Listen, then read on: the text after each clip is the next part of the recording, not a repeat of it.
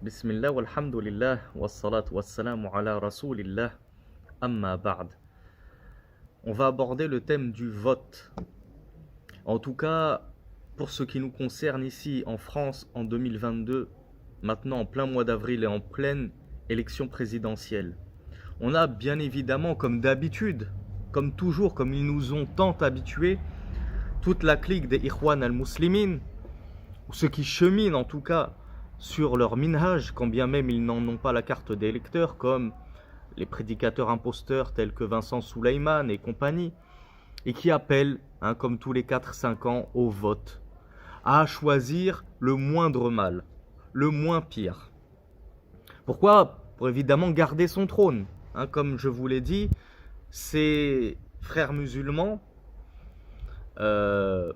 si les musulmans de France quittaient la France, si les musulmans d'Europe faisaient tous leur hijra, eh bien, ils n'auraient plus de revenus, ils n'auraient plus de trône, puisqu'ils n'auraient plus personne à qui soutirer des deniers.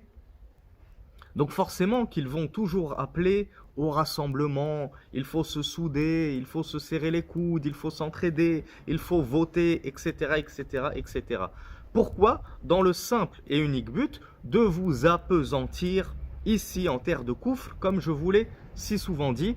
Et je vous renvoie à ma vidéo qui date de peut-être 1 an maintenant sur leur fameuse tribune de la dignité, que j'avais renommée la tribune de la mascarade. Parce que leur but, c'est de vous faire rester en France, peu importe que vous ayez des concessions à faire sur votre religion et votre foi, vous, vos épouses, vos enfants, ils s'en moquent. À partir du moment où vous remplissez leur mosquée, que vous payez leurs cours, que vous souscrivez à leur formation, etc., que vous achetez leurs livres, c'est tout ce qui les intéresse. Quant à l'état de votre foi, si ça les intéresserait, ils vous auraient enjoint à quitter la France et à partir et à faire la hijra depuis longtemps. Premièrement, la question du vote, il faut savoir qu'en islam, le vote n'existe pas. Ces élections pseudo-démocratiques n'existent pas en islam. En islam, ce sont les gens, les nobles, les savants, les hauts dignitaires de la société qui choisissent entre eux le plus à même à gouverner le peuple. Ou alors on peut faire comme Abu Bakr l'a fait, radiallahu anhu, et recommander son successeur. Il avait recommandé Omar, radiallahu anhu. Quant à ce que tout le monde ait son mot à dire, tout le monde ait son droit de vote, l'insignifiant, l'insouciant, l'ignorant, le sot, le débile et les intelligents, les gens doués de sagacité, les hommes et les femmes, les petits et les grands, le noir et le rouge, tous, on est tous mélangés et on a tous le même poids dans le vote, ça n'existe pas en islam.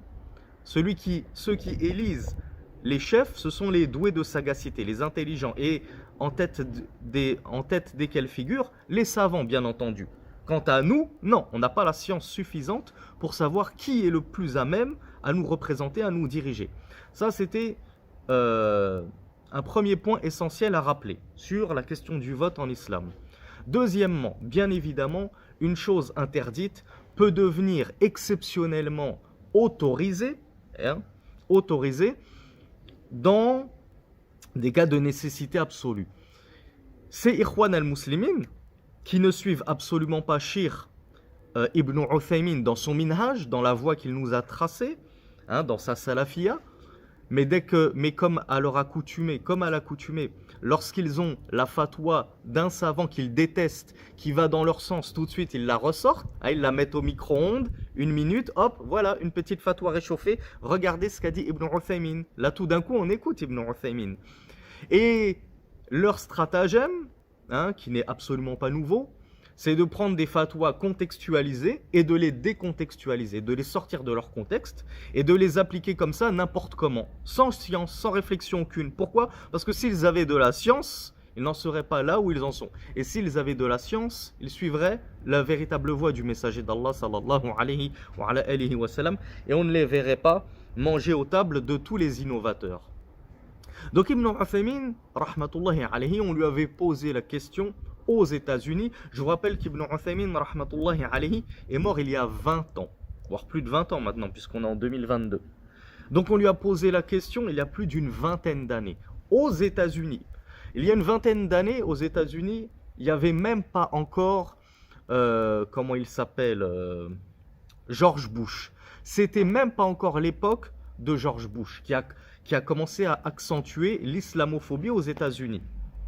Ensuite, il y a eu Obama, ça s'est calmé un petit peu, mais les attentats du World Trade Center ont vraiment créé un climat un petit peu, pas tendancieux, mais un climat de tension aux États-Unis envers les musulmans. Avant cela, il n'y avait aucun souci. Et avant cela, les États-Unis, et ils le sont toujours majoritairement, ça reste un pays de Ahlul Kitab. Ça reste un pays des gens du livre. Les États-Unis, lorsque le président est investi, lors de la cérémonie d'investiture, il prête serment sur la Bible. Ce sont des chrétiens aux États-Unis. Ils ont des églises très puissantes aux États-Unis. En France, et je l'ai déjà dit, je l'ai déjà expliqué, la France n'est plus un pays de Ahlul Kitab. La France est un pays de Ilmaniyoun, c'est-à-dire c'est un pays de laïcs.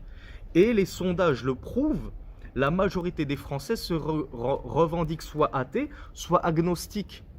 Les chrétiens, les gens du livre, sont en infériorité numérique. Ils ne représentent plus le peuple français. Et pire, le gouvernement est, lui, carrément athée, profondément laïque. C'est-à-dire, la laïcité, c'est quoi? C'est la scission, le schisme entre la religion et l'État. On ne veut pas entendre parler de religion. Donc, jamais vous ne verrez en France un président jurer sur la Bible. Eux, il y a une cassure, une coupure nette avec la religion. Donc nous ne sommes pas dans un pays de Ahlul Kitab. Nous allons prendre une fatwa de Cheikh Ibn Uthaymin, qui a dit qu'on peut, dans un cas de force majeure, voter pour le moindre mal. Pourquoi? Parce que celui-là est plus clément avec les musulmans, etc., etc. Et on va la transposer à un pays, à peut-être le pays au monde, wallahu a'lam, le plus islamophobe qui soit. Où l'islamophobie, c'est devenu une religion d'État, c'est devenu vendeur, c'est devenu électoral. Tous les concurrents à la présidence tapent sur les musulmans pour justement s'attirer le plus de voix possible. C'est leur fonds de commerce. Donc comment pourrait-on prendre cette règle dans un contexte particulier et l'appliquer comme ça, sans science, sans réfléchir, à notre contexte-ci, à nos jours-ci, dans ce pays-ci? Déjà, première idiotie et première ineptie surtout. Deuxièmement, comme je vous l'ai déjà dit depuis longtemps, au départ, lorsque je prêchais la vérité en toute modestie, je l'espère, et j'expliquais que la hijra, elle se divise en deux, elle a deux jugements. Soit elle est obligatoire, soit elle est mustahabba, recommandée. Et j'expliquais, et ce n'est pas ma parole, vous le trouverez dans les livres de fiqh, tous les livres de fiqh, de toutes les écoles confondues, vous trouverez que celui qui est en mesure d'afficher ouvertement sa religion dans un pays de koufr, alors la hijra ne lui est que recommandée. Pourquoi? Parce qu'il est en mesure d'ouvertement pratiquer sa religion. Une femme, elle peut sortir avec son niqab, son djilbab, les enfants, ils peuvent prier à l'école. Mon fils, il a 13 ans, il est pubère, il peut quitter l'école pour aller au Jumu'ah, etc., etc., etc. Si tu n'es plus en mesure de pouvoir ostensiblement revendiquer ta religion, la pratiquer au grand jour devant tout le monde dehors, si tu ne peux plus ouvertement pratiquer ta religion, alors là, la hijra, elle n'est plus recommandée, elle passe au statut au-dessus, l'obligation. Il devient obligatoire. Maintenant, la question à se poser en France, ce n'est pas pour qui voter, Mélenchon, Zemmour, Macron, je suis perdu. C'est pas ça la question. La question c'est comment je vais faire ma hijra, par bateau ou par avion ou par voiture? Quel moyen de locomotion je vais emprunter pour faire mes valises et quitter ce pays d'islamophobie? Pourquoi la hijra, elle est devenue obligatoire? Parce que, je ne vais pas donner des statistiques comme ça tirées de mon chapeau, hein. Je ne vais pas dire 90%, 95%, vous le savez vous-même. Il n'y a pas besoin de chiffres, il suffit de regarder autour de nous. Déjà, nous qui vivons en banlieue parisienne, c'est une catastrophe. Je n'imagine même pas comment font ceux qui vivent dans la France profonde, en Alsace, en Bourgogne, en Franche-Comté, ce que vous voulez, ce genre de petits patelins, comment ils font pour pratiquer au quotidien leur religion, sans concession sur leur foi, sans à chaque fois concéder des concéder des morceaux de foi pour plaire aux kuffars et pour se soumettre à leurs lois. Pourquoi la France est devenue une terre dont il est obligatoire de faire la hijra? Pour tellement de raisons. Et moi, lorsque je vous en parle en tant qu'imam qui a prêché en France de longues années dans plusieurs mosquées différentes. Et j'ai toujours rencontré les mêmes problèmes et la même adversité par rapport aux prêches de vérité. En France, les imams n'ont pas le droit de dire la vérité. Et ce n'est même plus l'État français qui nous met des pressions directement. C'est directement nos recteurs, les présidents de mosquées, qui nous interdisent de parler du voile, qui nous interdisent de parler d'al-wala wal-bara, l'alliance et le désaveu. On s'allie avec les musulmans, on se désavoue des mécréants. Même le mot mécréant, il ne faut absolument pas le mentionner sur le mimbar, c'est dangereux. Dire sur le mimbar que la loi d'Allah est supérieure aux lois des hommes et à la démocratie et à la République française, c'est signer son arrêt de mort, c'est signer la fin de son CDI ou son CDD, c'est même signer la fermeture de la mosquée. Les mosquées ferment les unes après les autres. Les instituts islamiques, les écoles coraniques ferment les unes après les autres. Au début, les femmes n'avaient plus le droit de porter le niqab, puis c'est devenu le burkini. C'est quoi la prochaine étape? Sachez que Marine Le Pen pense depuis longtemps à interdire le simple voile, le simple foulard dans l'espace public. Et un jour, ça va arriver, wallahu a'lam. Ça va probablement arriver. Sachez qu'ils étaient en débat il y a peu pour interdire la viande halal. Quand est-ce qu'on va se décider à quitter la France? Quand on n'aura plus de viande halal? Quand on sera privé de la nourriture de nos ventres? Mais on est déjà privé de la nourriture de notre cœur, notre foi. Il n'y a que notre ventre qui nous importune, il n'y a que notre ventre qui nous intéresse. Tant que j'ai mon resto, mon grec halal à côté de chez moi, ça va. Les mosquées peuvent fermer, je m'en fiche. Les écoles peuvent fermer, je m'en fiche. Akhi, Urti, tu seras questionné devant Allah. Yawm al-Qiyamah, tous, nous sommes tous des bergers de troupeaux. Et nous serons tous questionnés sur notre troupeau et la façon dont nous l'avons éduqué. Comme nous le dit le messager d'Allah sallallahu alayhi wa sallam.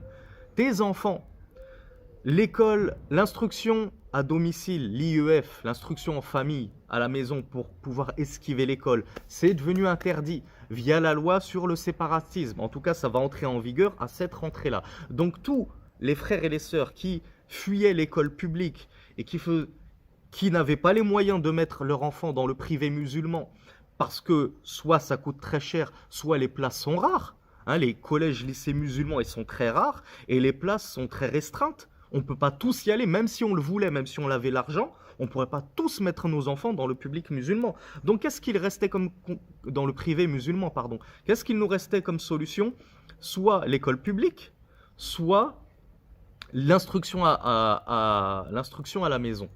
Maintenant, à la rentrée prochaine, la loi est passée et ça va être mis en vigueur à la rentrée prochaine. C'est interdit de faire l'instruction à la maison. Donc tu fais quoi, Akhi? Tu fais quoi, Urti? Maintenant que tu as des enfants pubères. Qui dit enfant pubère dit adulte. Mukallafoun, c'est-à-dire responsable devant Allah subhanahu wa ta'ala.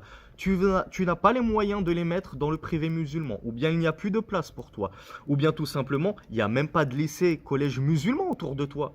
Après tout, il y en a combien en France? Une vingtaine? Une trentaine? Sur combien de villes? Ça ne suffit pas. L'offre est bien inférieure à la demande. Donc tu vas être contraint, soi-disant contraint, de le mettre dans l'école publique. Qu'est-ce qui va se passer à l'école publique? Sans même parler des lois de Koufr qu'on nous martèle à longueur de journée, le respect de la laïcité qu'on martèle à longueur de journée. Allons-en à l'essentiel, la prière. Quand ton enfant il est pubère, c'est 5 prières par jour aux heures fixées par Allah subhanahu wa ta'ala. C'est pas je pars du matin, je pars de chez moi le matin à 7h alors que le Fajr il est à 7h30 et je rentre chez moi à 19h, je rattrape les 5 prières de la journée. C'est toi qui seras responsable d'avoir mis tes enfants dans une école, dans un établissement où ils ne pouvaient même pas prier. Ton fils, à partir du moment où il est pubère, c'est un adulte. En tant qu'homme adulte, il est obligé de se rendre au Jumu'ah, à la prière du vendredi. À cause de toi, il va rater tous les Jumu'ah de toute sa scolarité, si ce n'est les vacances scolaires. À cause de toi, ta fille ne pourra même pas porter le khimar à l'école. Et je dis khimar parce que je suis gentil, je veux vous ménager. Sachant qu'à la base, on vous l'a déjà dit, le voile légiféré pour la femme, c'est le djilbab, voire même le niqab en présence d'hommes étrangers, et qui plus est en présence de kuffar. Et ça, c'est le madhab de l'imam Malik. Hein, c'est pas le madhab de Sami le rigoriste, l'intégriste. C'est le madhab de l'imam Malik en présence de kuffar, de mécréants. La femme n'a pas le droit d'exhiber son visage et ses mains. Elle doit tout couvrir. Ta fille, à partir du moment où elle est pubère, 11 ans, 12 ans, ça y est, c'est devenu une femme. Elle est obligée de se voiler le visage et les mains devant des étrangers kuffar. Et toi, non seulement tu ne lui fais pas porter le niqab, non seulement tu ne lui fais pas porter le djilbab, mais carrément tu vas l'envoyer sans voile à l'école dans toute sa parure. Pire que cela, à l'école, tu as des cours de musique obligatoires. La musique est haram en islam. Tes enfants vont pratiquer la musique à cause de toi. Il y a des cours d'art plastique où on va les obliger à faire des représentations d'êtres doués d'âme, ce qui est aussi haram. Il y a des cours de natation où ta fille va être à moitié nue devant son instructeur, devant son professeur et tous ses camarades de classe. Et le sport de manière générale, le PS, où on requiert pour les élèves une tenue adaptée, c'est-à-dire un survêtement très moulant qui va dessiner toutes les parties, que ce soit les parties féminines comme les parties masculines d'ailleurs. Est-ce que tu as réfléchi à tous ces éléments, Harry? Au lieu de nous dire il faut voter, sans avoir la moindre jugeote dans ton esprit, sans même avoir cherché à réfléchir et voir plus loin que le bout de ton nez.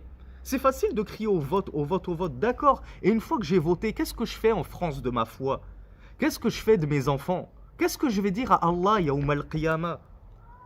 Donc voilà pour toutes ces raisons qui fait que de nos jours, on n'a plus le droit d'immoler soi-même sa bête, que nos femmes n'ont même plus le droit de porter le niqab dans la rue, le fait que depuis le tout début, on n'a jamais eu le droit de lancer l'adhan. Je vous rappelle que l'adhan, c'est une obligation qu'il soit lancé du haut des minarets, dans le sens qu'il soit lancé à l'extérieur de la mosquée. L'adhan, il n'est pas censé être contenu à l'intérieur de la mosquée. Sinon, quel intérêt? L'adhan, son but, c'est d'avertir les gens au-dehors des mosquées, au-delà des mosquées, que la prière va bientôt avoir lieu. Si tu le fais avec ton petit micro dans l'enceinte de la mosquée, quel intérêt? Par contre, les cloches des églises qui sonnent toutes les heures, un peu partout en France, ça ne pose de problème à personne, et encore moins à nos gouverneurs et à nos représentants ici en France. Que on voit des énormes croix, des crucifix en haut de certaines montagnes, lorsqu'on prend les routes de France, ou voire même dans certains patelins, où il y a carrément des stèles avec des idoles de la chrétienté, des stèles à l'effigie de la Vierge Marie, en pleine rue, soi-disant dans un pays laïque qui s'est détaché de la religion, ça ne pose de problème à personne. Mais nous, on nous empêche de lancer un simple adhan juste 5 fois par jour, et non pas plusieurs fois par jour, à chaque heure, comme le font les églises lorsqu'elles sonnent leur cloche. Nous, on ne peut pas lancer l'adhan. Toutes ces choses mis bout à bout, bout à bout, bout à bout, qu'est-ce qu'il nous reste de notre foi? Une seule de ces choses à la base, un seul de ces interdits fait qu'on est en situation de non-possibilité d'afficher ouvertement sa religion en France.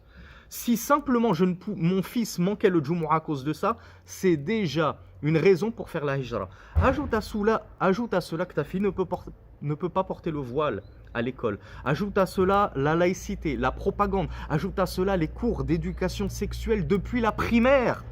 Avant, à mon époque, on étudiait ça en 5e, 4e collège. Maintenant, c'est dès la primaire qu'on leur montre des gens tout nus et qu'on leur montre comment ils se reproduisent. Subhanallah. Comment voulez-vous que vos enfants grandissent dans la foi dans un pays tel que la France? Voilà pour toutes ces raisons et tant d'autres raisons. Pourquoi maintenant l'heure n'est absolument pas à l'union et au vote, et il faut essayer de s'imposer, et il faut essayer de s'immiscer dans les élections, se présenter soi-même à l'échelle municipale, puis à l'échelle régionale, puis à l'échelle nationale, pour essayer de faire bouger les choses? Non. C'est toi qui dois bouger, Harry. C'est pas les choses qui doivent bouger. Parce que la France, elle ne bougera pas avec ou sans toi. Elle ne bougera pas. Elle ne fait que d'aller de mal en pis. Comme je vous l'ai dit, tous les 4-5 ans, on nous parle de « il faut voter pour le moindre mal ». Est-ce que ça a changé quoi que ce soit? Est-ce que quand Hollande a pris la succession de Sarkozy, ça a changé quoi que ce soit à la situation des musulmans? On a même, assisté à la promotion ouverte de l'homosexualité. Et c'est devenu un crime de condamner cela. Toi, en tant que musulman, tu es dans l'obligation de condamner ouvertement l'homosexualité. Si tu le fais dans la rue, tu prends de la prison ferme. Subhanallah. Est-ce que ça s'est amélioré sous Macron? Absolument pas. Je me demande si ce n'est pas sous l'ère de Macron qu'on n'a jamais connu autant de mosquées et de centres socio-culturels musulmans qui ont fermé les uns après les autres, pour des raisons toutes plus ténébreuses et ridicules les unes que les autres. Je vous donne un exemple qu'on m'a rapporté d'une école islamique qui a fermé. Vous savez quel était ce qu'ils lui ont reproché? Le frigo de la cantine n'était pas à la bonne température. Donc, non-respect des règles d'hygiène, donc fermeture de l'établissement. Ils trouveront toujours la moindre défaillance, la moindre petite bête, quitte à mentir. Ils nous ont bien habitués à trouver des mensonges. Dans l'école où enseignait ma femme, il n'y avait pas une seule femme qui portait le niqab dans l'enceinte de l'école. Et lorsqu'ils sont arrivés avec la police, ils ont dit: nous avons trouvé des femmes couvertes de la tête aux pieds, voilées, même du visage, etc. Ils sont prêts à mentir pour arriver à leur but. Et pourquoi en serait-il autrement? Allah Azza wa Jal nous dit dans le Coran: ils aimeraient vous voir mécréants, apostasiés, afin que vous soyez semblables. Que tout le monde soit noyé dans la mécréance. Allah nous dit dans un autre verset: et ni les juifs ni les chrétiens ne t'agréeront tant que tu ne suivras pas leur religion. Tant que tu te cramponneras à l'islam, ils ne seront jamais satisfaits de toi. Ça sert à rien d'essayer de bien tailler ta barbe, de serrer la main à ta patronne, aux femmes, alors que tu sais que c'est interdit. Ça sert à rien de rater le Jumu'ah parce que c'est travail, j'ai pas le choix. Ça sert à rien de faire enlever le djilbab à ton épouse et de la faire travailler, etc. Ça sert à rien de mettre tes enfants dans l'école publique. Ça sert à rien de voter. Ça servira jamais à rien tout ça. Ils ne t'agréeront pas seulement lorsque tu auras apostasié. Lorsque tu auras dit: bon, ça y est, je quitte l'islam, je me déclare maintenant musulman laïque, comme l'ont fait certains, et certains recteurs de mosquées, certains secrétaires généraux de mosquées. Là, oui, là, tu pourrais être le petit arabe de service, le petit black de service, bien vendu, qui fait notre promotion. Donc, je termine là-dessus, mes frères et mes sœurs. Ne vous laissez pas berner par ces imposteurs de la Oumma, ces pseudo-prédicateurs qui appellent au koufr, au dalal, à l'égarement, et qui ne cherchent qu'à vous entraîner avec eux dans l'hérésie. Et qui vous parlent de voter, de manifester, etc., etc. Alors que vous le savez très bien, ne vous mentez pas vous-même, ça ne changera rien. Les choses ne font qu'aller de mal en pis. Et telle est la décision d'Allah subhanahu wa ta'ala sur terre. Allah Azza wa Jal et son messager nous ont déjà prévenus que le Dajjal va arriver. Mais pour que le Dajjal arrive, il faut que le terrain soit prêt. Et le messager d'Allah dit: il n'y aura pas une époque qui viendra sans que celle qui la suivra soit pire encore. Donc comment veux-tu que les choses s'arrangent? Comment crois-tu que ça va aller mieux, qu'avec Mélenchon ça va aller mieux, alors que ton messager t'a dit: ça n'ira pas mieux, ce sera toujours de pire en pire. Plus le temps passera, plus ça ira de pire en pire. Au point que les gens plongeront dans la fitna du Dajjal, la tête la première. Donc mes frères, mes sœurs, l'heure n'est pas au vote, l'heure est à la hijra, à l'émigration. Planifiez-la le plus tôt possible. Faites tout ce qui est en votre mesure, dans vos capacités, pour préparer votre départ définitif de la France. Apprenez la langue arabe pour pouvoir vous réfugier en terre d'islam. Commencez à entamer une formation professionnelle pour pouvoir travailler en terre d'islam. Et si, barakallahu fikum, ne moisissez pas en terre de koufr. Parce que wallahi, vous aurez des comptes à rendre pour vous-même, pour vos épouses et pour vos enfants, à qui vous aurez fait perdre le peu de foi qu'il leur restait à cause de leur séjour en France. Hada wallahu a'lam wa sallallahu ala nabina Muhammad walhamdulillahi rabbil alamin.